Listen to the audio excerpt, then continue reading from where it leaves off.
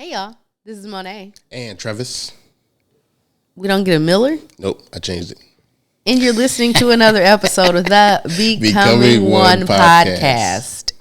So y'all, we just want to say, hey, how you doing? We want to say welcome.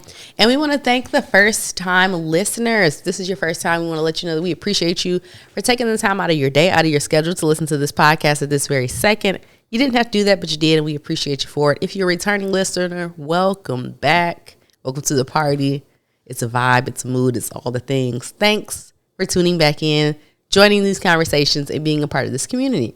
So, for the first timers, if you didn't know, you can find us on social media at The Miller Initiative on Instagram, or you can find us individually at Monay K. Miller, and you can find Travis at travis.n.miller, also on Instagram. And if you want to find us on Facebook, you can find us at The Miller Initiative. And depending on where you're streaming, you actually might be able to send us a message to either our DMs on Instagram, or if you're streaming on Anchor, you can leave us a voice message there as well. If you want to go old school, you can email us to becomingonepodcast@gmail.com. And as always, we thank you and appreciate for you subscribing, sharing, liking, commenting, engaging, and all of the things. What's happening with your eyebrows? Nothing. Nothing? Just life, you know. So if you tuned in with us last week, we were actually talking about ways to be intentional about your sex life in marriage and how to maintain that and keep that going. But we want to kind of give you guys our experience, our side of the story, all of the things. Yeah, and just to be real with y'all, this is the second time we're recording this. We did one yesterday, and we were like, for the brand that we're trying to build, we want it to be very authentic. So what we did yesterday was cool. It had a lot of information in it, yada, yada, yada. But for what we're doing, we really want to have a conversation with you. So hopefully you can learn or take away something from our experience and our story and what we went through, what we did. And we can kind of add some of that stuff at the end there, like the scheduling and yada, yada, yada. Mm-hmm. Just some of the things to help keep y'all sexually active in y'all marriage. But for this one, we think it will be more beneficial or more true to our brand for us to talk about ourselves. Yeah. So I like to start from the beginning. I guess you stop being weird. In marriage, everybody comes into it with ideas of what it's going to be like, ideas of how you're going to be as a wife or as a husband, and what the dynamic is going to look like. You have this idea in your mind of what that whole experience is going to be like. And I will say for me, looking back now, I wish I would have had more time to mentally prepare. And it's not that I didn't, I guess, have time. I don't think I had the community around me to be real with me about what the expectations would be as far as what I would want, how I would want things, even questions to ask. What was your ideas about sex before marriage? Where'd they come from? I think they came from, I guess, a lot of different places. So just growing up, it wasn't a topic that was talked about at home. The conversation of the birds and the bees was my mama sitting me and my sister down and just saying, yeah, sex. If I can wait until marriage, y'all can wait, so don't do it. And that was pretty much the extent of the conversation. There was no conversation about pleasure or intimacy or even like why somebody would need birth control, what the different options were, what somebody, why somebody would even be wanting to have sex. None of that was a conversation. And so it was just the thing that was brought up one time, and that was it. And so moving forward from there, you have movies, you have peers at school, you have things that you are exposed to through music. I was just kind of putting pieces together moving forward after that. I mean, I knew what it was. I knew what sex was. But in terms of the experience and expectations, I just literally was kind of just gathering and putting things together based off of the environment I had been immersed in. And so then after, giving my life to God and that initial experience in terms of the community, it was just kind of like the whole idea of purity and holiness. And, nobody still is not talking about it, but there was no explanation of I'm having urges or feelings. What am I supposed to do with this? And so it was just this idea of you're not supposed to have any type of sexual urges or acts or, acting upon the urges until you're married. And so that's kind of the mindset that I had kind of navigating through my early adulthood in terms of how I should be acting. And I guess I really didn't have any solid expectations of what it would be like after marriage because nobody talked about it. I didn't really think about it. So I felt like I was kind of, for lack of a better phrase, thrown to the wolves in terms of lack of preparation, so to speak. Did I answer your question? I guess so. That was a lot. I did to the best of my ability. I felt like that was like a verbal vomit? Yeah. So sorry. Anyway, now I'm you don't gotta apologize for nothing like that. It was just like it wasn't a lot. I tried to be thorough. I mean, that's just how you typically communicate. So, yes. Like, I understand, but I was just trying to figure out, like, okay, where am I supposed to jump back in here? But get in where you fit in. Yeah. So my image or my ideas all came from the church. Mm-hmm. So I grew up a church kid. I was shy growing up, and our parents took us out of sex ed in school, but didn't have any type of conversation between school and home or church. The only thing that we did was that, and I don't even know what it's called. You know how they had DARE and stuff? Yeah. There was another thing where you signed like this. Purity certificate thing? Yeah, it was a purity certificate. I have no idea what it was called. And I was looking at it like, this is dumb. But I mean, if I'm going to give my word on something, you got my word. I'm going to do my best. Mm-hmm. You know what I'm saying? We ain't make it. However, I signed my name. I tried my best. I just about made it. You know what I'm saying? But TJ's that walking evidence that we ain't make it. Anyway. It's close. Yeah, so that was my whole thing. And I'm going to be honest with you. I don't know. Because I was thinking about this today. And I was trying to figure out what this whole, like, how this all wraps in together into, mm-hmm. like, my early on thoughts of marriage. And I don't know a single married couple that I had in my life growing up that I knew anything about. And I mean, of course, you're not going to walk around telling kids this stuff, right. But I don't know anybody that had like a healthy sexual relationship that they were able and willing to talk about. I don't know anybody.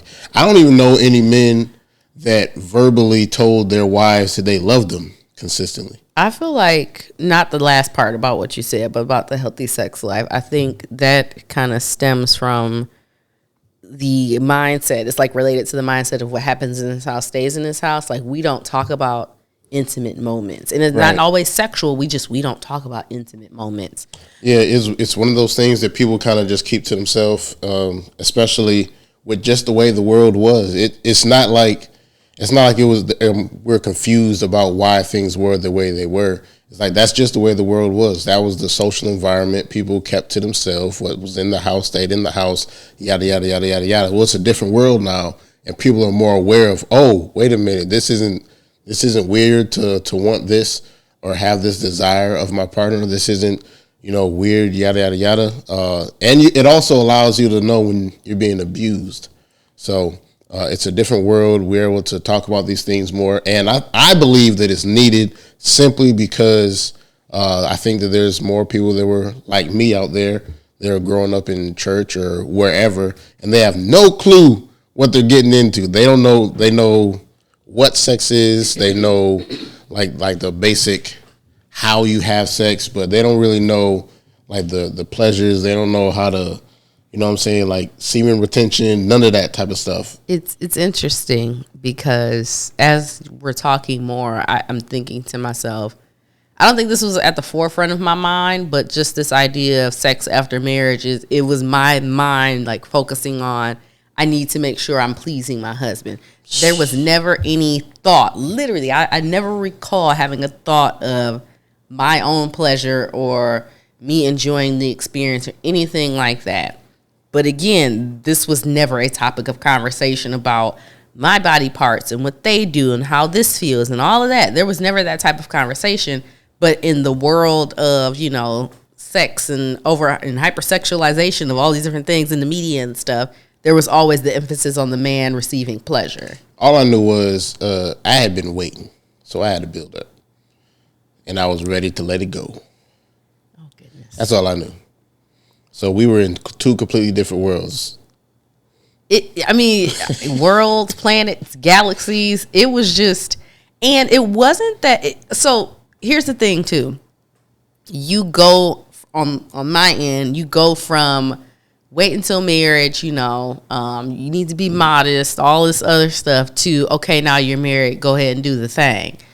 And I don't know who out there might have been expecting you to just easily make that transition mentally, but to go from this person's not supposed to see me naked to, oh, him seeing me naked is cool. Like, I'm not even fully comfortable in my own body at this point. I'm used to, people telling me to pull my shirt up a little bit or pull my shirt down a little bit. Like, covering up became, this is what I'm supposed to do. So I don't think I ever got that point prior to marriage of being fully comfortable in my skin, in my body, in my sensuality, in my sexuality. And so to then be married and now suddenly everything is supposed to just be on and popping, it was weird for me.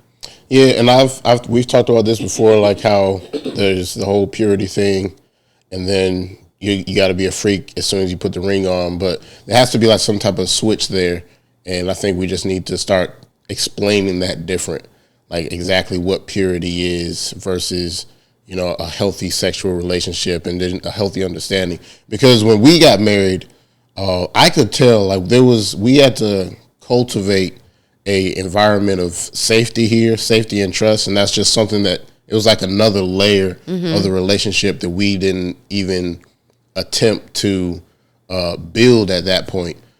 We were trying not to have sex. We were trying to stay away from it just based off of how we were raised and our thoughts about it. So I was a virgin until I met you. She deflowered you. She did it.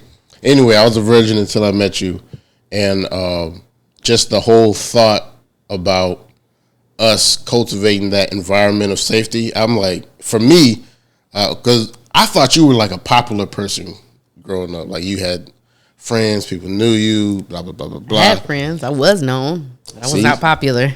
To me, that's popular because for me, I grew up. I was a shy kid. I was like the Bible study guy. You know what I'm saying? You need a scripture, you need some prayer. Travis got you, but he ain't gonna be. You know what I'm saying? He ain't your friend or nothing like that. I wasn't cool. I was just that guy. I was there to go to school. All I did growing up, we went to school, we went to church, and we worked at home or we worked somewhere else.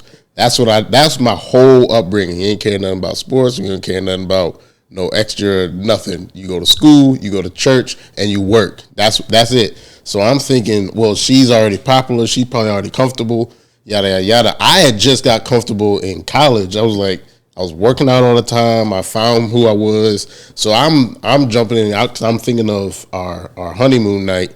I felt comfortable and confident, but I was looking at you, and it seemed like there was like this, like hesitation or like underlying hesitation. So without being all extra and going into this long tangent, that was the first time for the most part he saw me like fully naked, number one. Yeah. Number two, I was pregnant. So it was awkward for me because, and I'll give you the short version because I don't want to digress. Growing up, I was told that if I can look down and I see my stomach, then that means I'm fat. And I had never, to my own memory, recalled having a flat stomach. So there in of itself, I had body issues from that. So not having the body that I wanted and also being pregnant. So now somebody's looking at this body that I'm not comfortable with, which is like, okay, I know I have to let him see me, but I feel like this is not in the tip-top shape that I want to be presenting this, if you will. Hey, see your stomach before. But it's the full picture, though. It's not the same. I see your stomach, half your cheeks. You had this 2-piece bathing suit. I remember I had to say, all right, Monay, you gonna have to. It wasn't a 2-piece. It was a monokini, and the sides was cut out, and the back was out. It was real cute. It had a little flamingo on it. Your cheeks was out. Your stomach was out. Your biddies was biddying. You know what I'm saying? You was out here. I remember I had to tell you to get another one before you came over to my parents. I was like, all right, don't come over here with all that. Which is just so funny because I guess you really thought I just only had one swimsuit, and I was just out here. Just gonna come up to your parents' house half naked. That's the only one I saw. That's the only one I saw. Of course, that's the only one you saw. So yeah, you had to go get it. Go on ahead and get that other one that you got in the corner wherever you are. You know what I'm saying? But anyway, so we get into the relationship, and like I said, I didn't understand none of this stuff at the time. I'm just thinking, like, well, sex is sex. You're supposed to explore, have fun, enjoy. And as the man, of course, you know, we gonna have fun. That's easy for us. You know what I'm saying? You know, you get in, you know what I'm saying? You have fun. So that's like a easy task for the man. But it was always this underlying, and I didn't know what it was, and we didn't have the communication skills at the time to be able to talk about it or know how to have that conversation. So I saw it, but I didn't know what it was, and I just said to myself, well, if it was actually something that she would tell me, because maybe I'm just seeing stuff, but that thing kind of persisted all the way up until kind of right before we moved to Charlotte. Yeah. So again, I was pregnant when we got married, and then I had TJ, and so after that, there's just this whole slew of body uncomfortability. It's already hard enough to be able to be comfortable in your own skin and your body. And then you get pregnant and you're newly married, and then you have a baby. So now there's like, oh, well, am I going to go back to the body that I had? I already wasn't comfortable with that, but now I'm really not comfortable with this. So it took a long time. I had gained weight after TJ, and then when I finally started to kind of get my health back together, I lost weight. So now I'm feeling myself at this point. This was right before we got pregnant with Atara. I lost weight. I was feeling myself.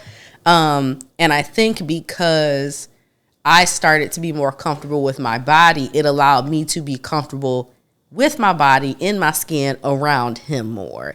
I didn't feel as if I had to kind of like hide or shy away. And so I think that just made the intimacy a little bit better. Well, we were going to talk about intimacy later on in the month, so we'll get to that. I mean, I can say the sex then. That's what I was talking about. What do you remember about like our sex life before Charlotte? To be frank, I don't remember much. That's what I'm saying. It got really nice once we moved. I will say that. Like I feel like before we moved to Charlotte, it was like up and down, on and off. First of all, y'all already know, if you've been listening for a while, you know we started off our relationship on opposite schedules. When we got back, Monay was like second shift, I was first. Ridiculous. We were in college. I was in college at first, and then we were both right out of college, working in 2 different cities, living in another, with a baby, and trying to figure all this stuff out. So I feel like we were kind of like all over the place for a while. We were, and if anything, I used to always jokingly tell people like I'm the most stable person I know in terms of jobs, because I would change either positions or departments pretty frequently. And so during the course of our marriage, I went from working 7 to 3 or 7 to 4, whatever the schedule was. And from there, I went to go work from like... And you were on call at one point. I was on call? Yeah, you had an on-call shift at one point. And then I remember you were on second shift because you had to be at work at like 3 or something like that. Well, before that, I had to be at work at 5:30 in the morning. Oh, was it 1? And then I would get back. But then I did move to second shift, and I had to be at work at 1 because I remember as soon as you walked in the door, I had to leave to go to work. And I was leaving the house at 3 a.m. to be in Grand Rapids by 4 to be back to Kalamazoo by 12. And then at one point... No, 1 o'clock. And then so from the 7 to 4, that was one department. And then when I worked from 5:30 to whatever time, that was a different department, a different position. Then when I worked second shift, that was the same position, just a different shift. And then in the midst of all of this, I took a different position in a different department doing probation. And that was like, I think everybody had to work like 8 to 5 or something like that. So, and I remember some days I was working, like they was working us in Grand Rapids. They was working us. And I remember getting off, like getting in at 4 a.m. Now it's midnight, right? The same day, now it's midnight. And I'm like, okay, if I drive back to Kalamazoo, I'm going to have to be back here in 3, I get 2 hours of sleep and get back on the road, so it didn't really make sense. So I stayed in Grand Rapids and then was back to work at 4. So we was all over the place. So you can imagine, like, sex wasn't like... it was sporadic is what it was. And it was not memorable. And it has nothing to do with him. I just think the season of life that we were in just... Like, I can remember some things since we moved here. Okay, I remember some of those things, but... I don't really remember it. I know it's sporadic. I know that there was, like, instances of... like Monay coming out of her shell as far as being like willing to what's the word for it? Like explore? Not explore, but like the first one. Initiate. Oh. Being willing to initiate. But that's about it. It was really sporadic. We was just trying to keep our head above water. It was a lot going on. Right here with it, just trying to get some air with them bills and life, and then, attacking us like that. TJ was in daycare, and then at some point Travis took a position to go work in Florida. So then, life was moving really fast. This is after I lost all the weight and was looking good, and me and TJ went to go visit Travis while he was in Florida before he came up for Christmas, and that's when I got pregnant with Atara. We was in Florida. So then it was just a lot going on, and so I think after you came back from that time you were working for FEMA, I feel like after that things started to kind of shift a little bit more. Yeah, so like the first 2.5 years was like, was it? You don't say it's about 2.5 years. The first 2.5 years was up and down.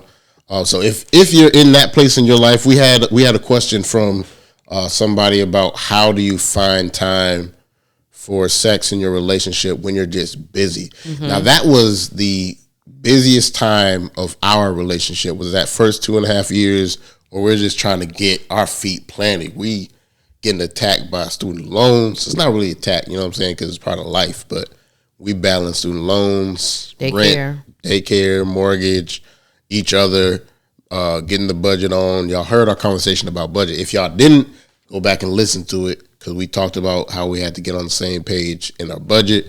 So Monay fighting against the budget, and we battling back and forth, you know what I'm saying, and with the deficit that had to be made up elsewhere. And so it was just a lot of just not meshing. We weren't one at that time. We was just two people trying to make things work.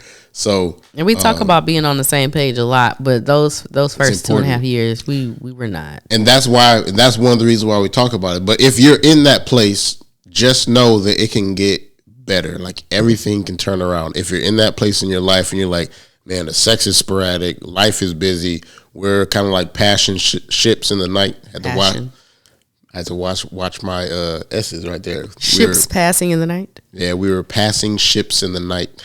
Passing ships in the night. We were passing ships in the night. Well, like anyway, we were just going by. We was just living, just trying to make things work. So if you're in that place, just know that things can get better. Things can turn around, and the relationship that you want is on the other side of your decisions. So whatever you decide your relationship will be, it will be, and you can do it. And if you need help, hit us up. We do life coaching. We're relationship coaches, and we will be more than glad to help you get on the right track. Again, this is not counseling. This is coaching. Anyway, back to what we're talking about. We already kind of 24 minutes in, but it's whatever. Hopefully y'all still here. What we really want to talk about is here, though, because after we got here, we're on the same page. We're learning more about creating a environment of safety for each other, because it's both men and women need to feel safe. We have different backgrounds and ideas, so we started to create this environment of safety. We were talking more about what we wanted, what feels good, what we expected, what we wanted to do, yada, yada, yada, yada, yada.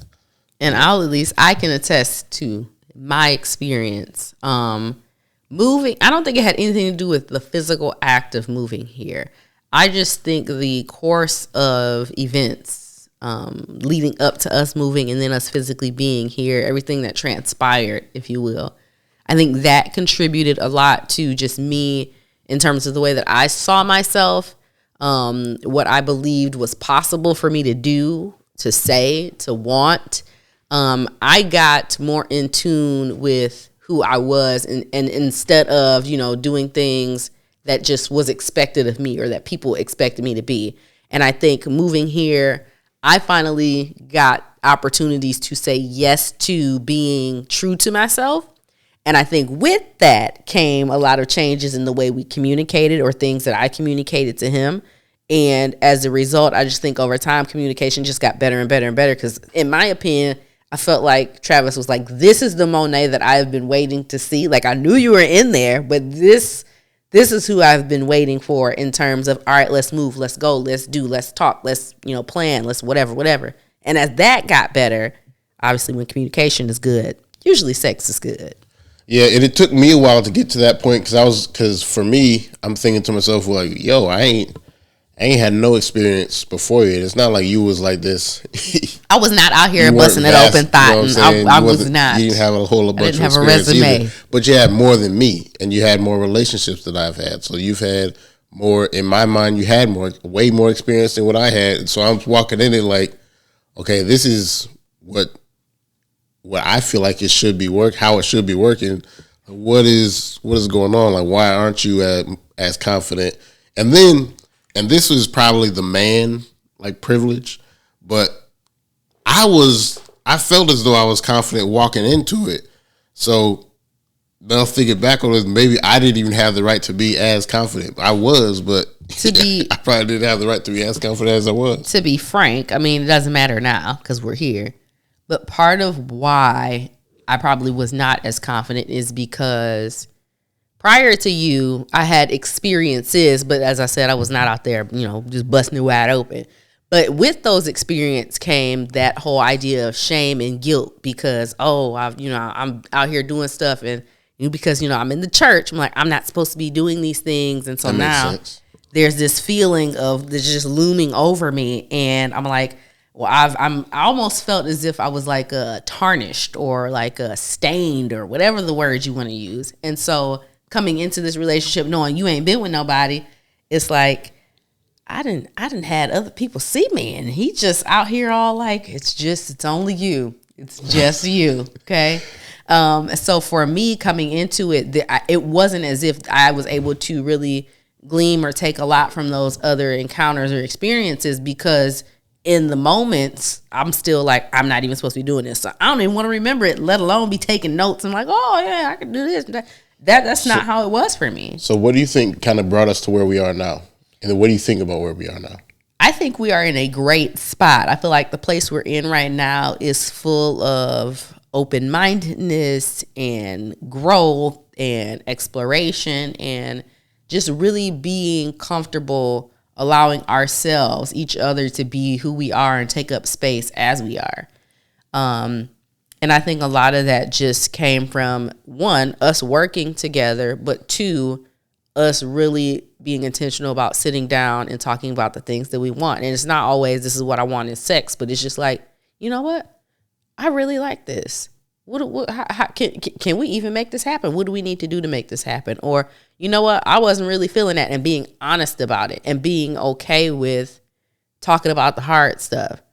Like for me, being able to talk about hard stuff makes it easier for me to bring up something that I might not necessarily be fully comfortable about, but we just got done talking about something really hard. So I can at least, say, hey, I seen this thing on this website. What you think about this? So for the people listening, I'm gonna need you to kind of be more direct or simple. So like say what you're saying. So I'm not saying what I'm saying. No, not really. So let me see. Trying to tell I'm a business. So example. This is a perfect example. I like candles that when the wax burns and melts, or when the wick burns and the wax melts, it is used as like body oil, or massage oil rather. I like those candles. So using those, get you like a little when you pour that. So using them now is not a big deal, but maybe like 4 or 5 years ago, just even asking Travis about his thoughts surrounding going into the stores that sell those items, or maybe buying another item out of the store, it was more like, nah, I don't need none of that. I don't want none of that. But now we've had conversations where I'm literally bearing my soul and, showing my heart, and I'm having these rough feelings about, how I believe, I am, or what I can and can't do. So we're really getting into these emotional places and spaces.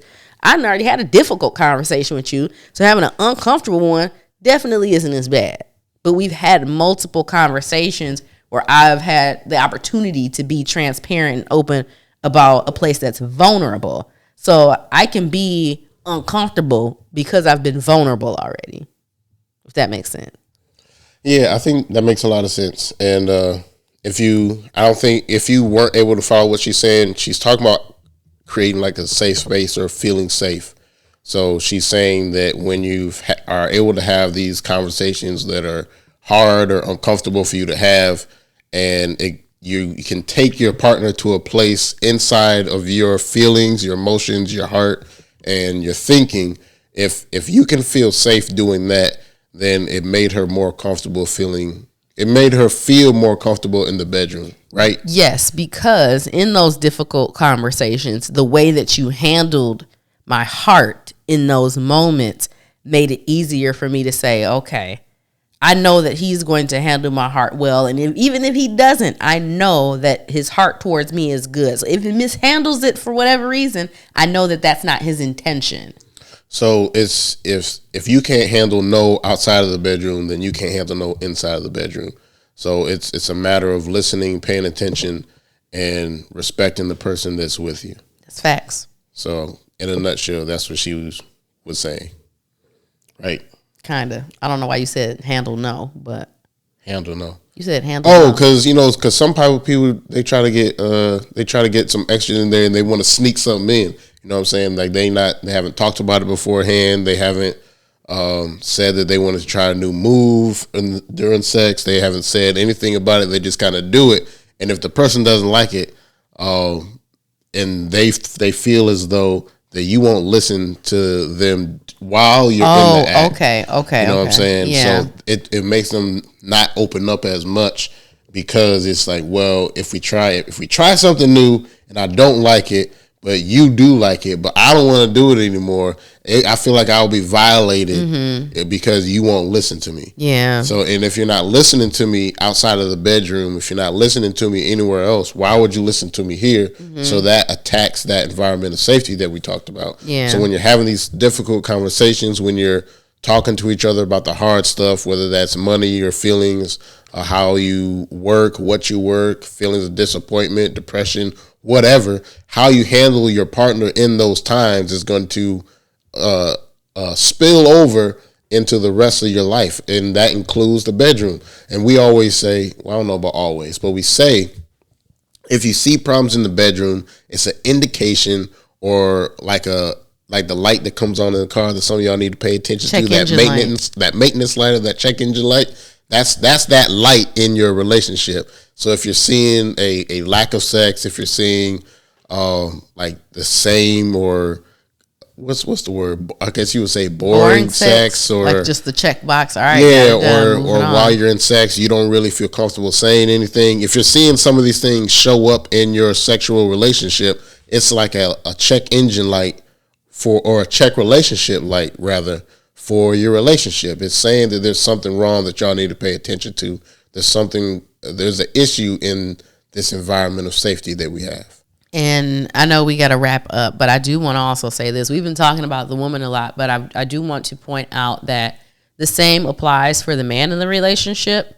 If men don't feel like they have a comfortable space to share whatever it is, or they don't feel like you're actually listening, or that you're actually there when they need you, it's going to be a ripple effect in your sex life as well. So a lot of women will, talk about how they'll complain about what's happening in the bedroom, but they're not actually communicate or creating an environment in which a man can communicate what he might actually need. So now that the woman is just saying, oh, the sex is bad. No, there's a breakdown somewhere in the communication. He may have a need that he's not communicating, might be something on his mind, whatever the case might be. So if he is coming and trying to have conversations with you, if he is coming and trying to share his feelings, you need to be mindful and actually create an environment where you can be that safe space so that he feels like, oh, you know what?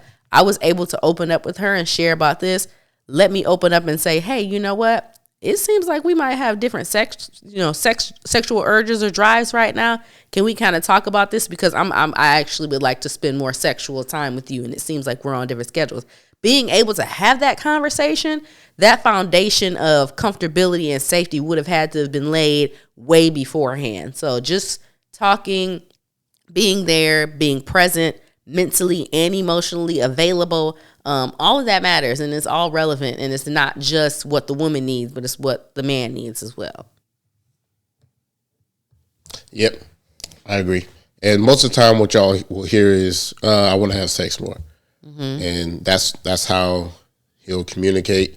But that might just be the only way he knows how to communicate. And if you're in a relationship with somebody and that's just all they say, if you're willing to have sex more, then have sex more. But also on the side of that, try to figure out like what he's really looking for, because he might not even know himself. Yeah.